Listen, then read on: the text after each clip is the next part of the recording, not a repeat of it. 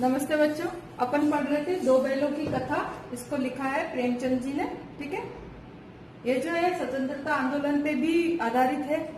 इसमें दो बैलों का प्रतीक, एक जो है वो हमारे महात्मा गांधी है, दूसरे जो है नेताजी सुभाष चंद्र बोस पे आधारित है। और इसमें जो है किसान और पशुओं के आंतरिक संबंध जो है, उसमें आत्मिक संबंध किस प्रकार से बन जाता है वो बताया गया है। तो इसका जो मालिक होता है झूरी जो है वो कुछ समय के लिए इनको अपने ससुराल गया के पास में भेज देते, लेकिन बैल ऐसा समझते हैं कि उनको बेचा गया और उनको ये सारा जो इस प्रकार से बेचा जाना बिल्कुल अच्छा नहीं लगता है। रात को जो है वो गराव तुड़ा करके जैसे तैसे करके झूरी के पास में वापस आ जाते हैं। झूरी को बहुत अच्छा मतलब बहुत खुशी होती है अंदर से, और उसको उन बैलों को जो है गले लगा लेता है। लेकिन झूरी की जो पत्नी होती है वो बहुत चिढ़ जाती है और एक निर्देश देती है कि इनको जो है वो बिल्कुल ही खली नहीं डाली जाएगी, सूखा भूसा ही खाने को दे दिया जाएगा। लेकिन जो है झूरी अपने नौकर को कहता है कि थोड़ी सी खली जो है वो डाल दो, क्योंकि उनको फीका बिल्कुल ही अच्छा, सूखा खाना बिल्कुल ही अच्छा नहीं लग रहा है। ठीक है, इस प्रकार से अपन ने अब तक जो है इस कहानी को इतना पढ़ा। आगे बढ़ते हैं। दूसरे दिन झूरी का साला फिर आया और बैलों को ले चला। ठीक है, साला उसका फिर से आता है और बैलों को लेके चला जाता है। अब कि उसने दोनों को गाड़ी में जोता। 2-4 बार मोती ने गाड़ी को सड़क की खाई में गिराना चाहा, पर हीरा ने संभाल लिया। मोती जो है वो सुभाष चंद्र बोस का प्रतीक है, तो वो थोड़ा शैतान टाइप का होता है। हीरा जो होता है वो सीधा साधा होता है। तो मोती ने जो है खाई में गिरानी चाहिए गाड़ी को, बैलगाड़ी को, लेकिन हीरा ने उसको संभाल लिया। वह ज्यादा सहनशील था। कौन? हीरा। संध्या समय घर पहुंचकर उसने दोनों को मोटी मोटी रस्सियों से बांधा और कल की शरारत का मजा चखाया। फिर वही सूखा भूसा डाल दिया। अपने दोनों बैलों को खली चुनी सब कुछ दी। अपने बैलों को तो उसने खली और चुनी सब कुछ दी, लेकिन उनको सूखा भूसा ही खाने को दिया। किसने? गया ने। ठीक है, दोनों बैलों का ऐसा अपमान कभी न हुआ था। झूरी इन्हें फूल की छड़ी से भी न छूता। उसकी टिटकार पर दोनों उड़ने लगते थे। यहां मार पड़ी, आहत सम्मान की व्यथा तो थी ही, पर उस पर मिला सूखा भूसा। ठीक है ना, जो इसका बैलों का जो मालिक था वो इनको कभी फूल की छड़ी से भी नहीं छूता था, लेकिन आज जो है वो मार भी पड़ी इनको इतनी, और खाने को भी मिला था सूखा भूसा। नाक की तरफ आंखें तक नहीं उठाई।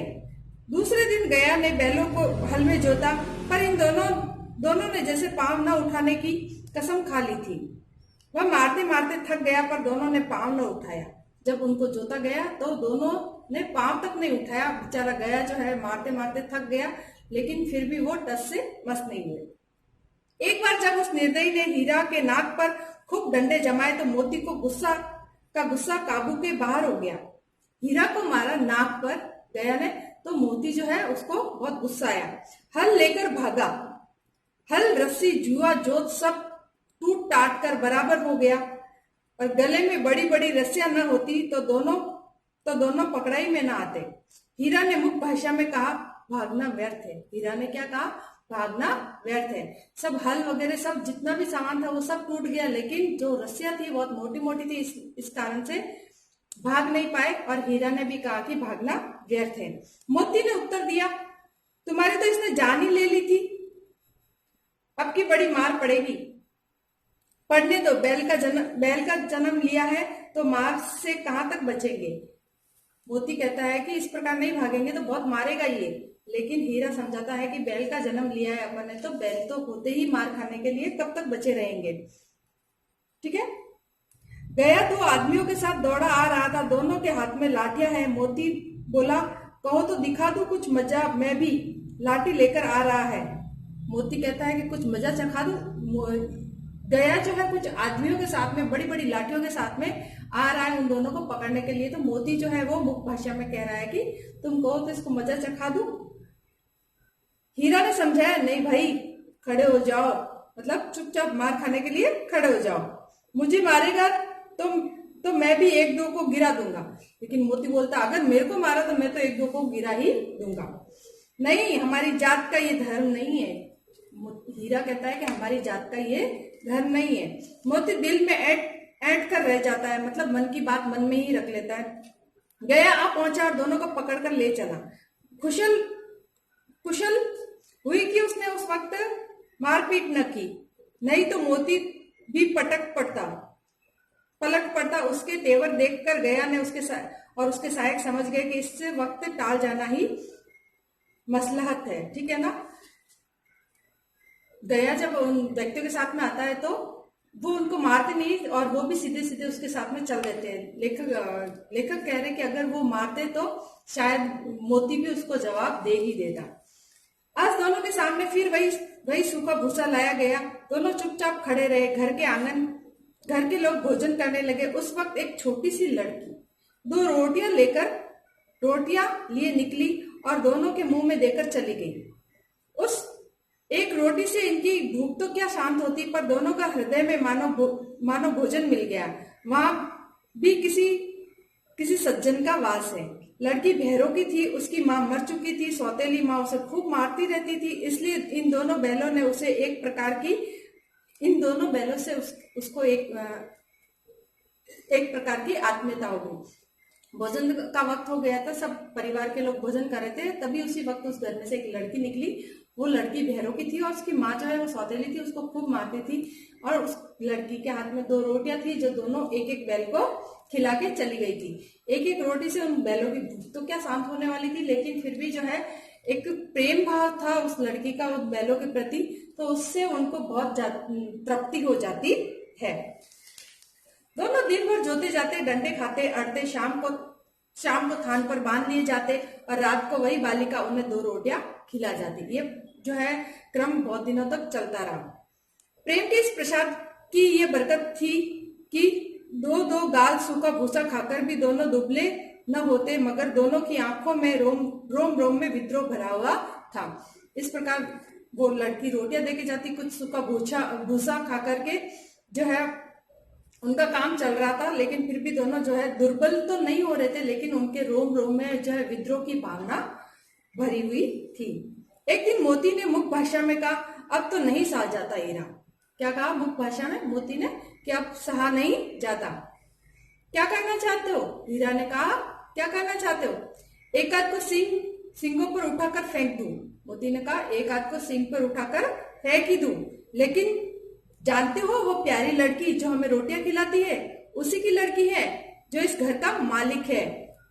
ये बेचारी अनाथ न हो जाएगी।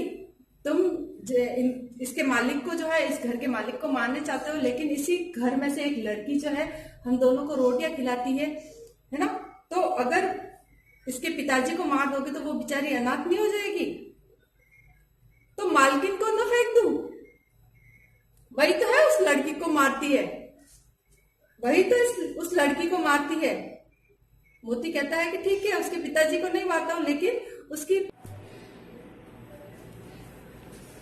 लेकिन इस घर की जो मालकिन है जो उस बालिका को मारती रहती है उसको मजा चखा देता हूं। ठीक है। तब जो है हीरा कहता है, लेकिन औरत जात पर सींग चलाना मना है, ये भूल जाते हो। कितना अच्छा लिखा है कि औरत जात पर सींग चलाना मना है। ठीक है, ये क्यों भूल जाते हो तुम तो किसी तरह निकलने ही नहीं देते। बताओ, तुड़ाकर भाग चले। तो हीरा अंत में जो मोती कहता है कि तुम तो कोई किसी बात का कोई अर्थ ही नहीं निकलने देते हो। तो ऐसा करते हैं अपन, ये जो है रस्सी तुड़ा करके भाग जाते हैं। हाँ, ये मैं स्वीकार करता हूँ, लेकिन इतनी मोटी रस्सी टूटेगी कैसे?